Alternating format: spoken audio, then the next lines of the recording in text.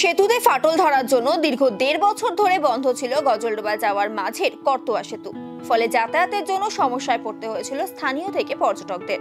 অবশেষে ডাইভারশন রাস্তা তৈরি করে চালু করা হলো যান চলাচল।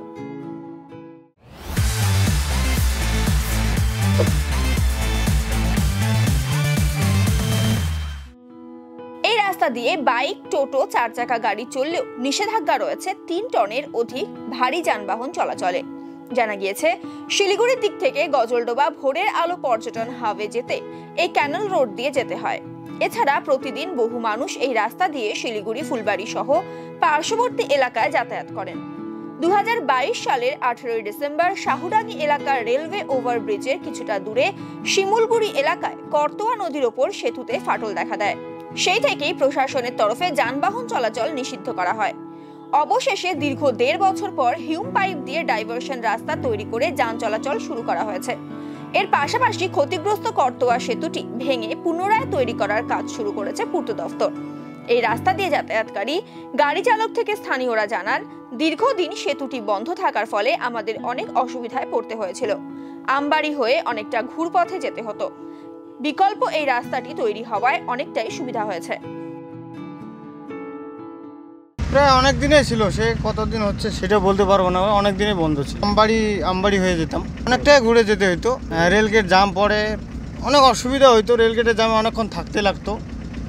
এইটা হওয়াতে অনেক ভালো সুবিধা হয়েছে।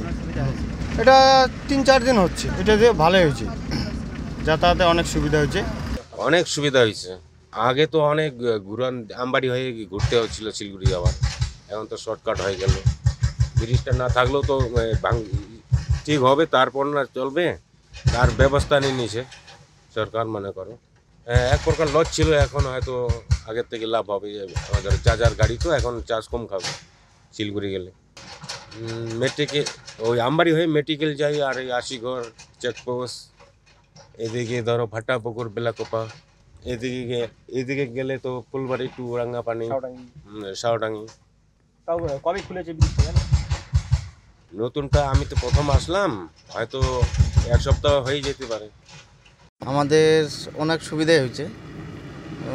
বাইক বা টোটো, 3 চাকা 4 চাকা যেগুলো ছিল আগে অনেক অসুবিধা ছিল, অনেক দূর দিয়ে ঘুরে যেতে লাগছিল আমবাড়ি হয়ে। তাই ব্রিজটা ক্র্যাক হয়েছিল। ব্রিজটা ক্র্যাকের জন্য রাস্তাটা বন্ধ করে দিয়েছে। অনেকটা এখান থেকে ম্যাক্সিমাম ধরে নেন আমাদের ঘোরা হয়েছে 7-8 কিলোমিটার। এখন অনেক সুবিধা হয়েছে। ব্রিজটা তো আপাতত এই রাস্তা দিয়ে করেছে, মানে আসা যাওয়ার ব্যবস্থা করেছে। 2 বছর বোধহয় প্রায় হতে চলে। হ্যাঁ, অনেক সুবিধা আছে বর্তমানে। হ্যাঁ, ঘুরপথে যেতে লাগতো। আর তাছাড়া রেলগেটের জাম, আমবাড়ি, এসব অনেক সমস্যা হতো।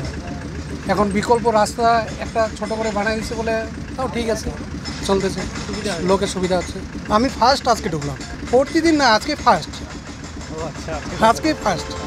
হ্যাঁ, আগে তো ওই ওপরের রাস্তা দিয়ে আসা যাওয়া করছিলাম।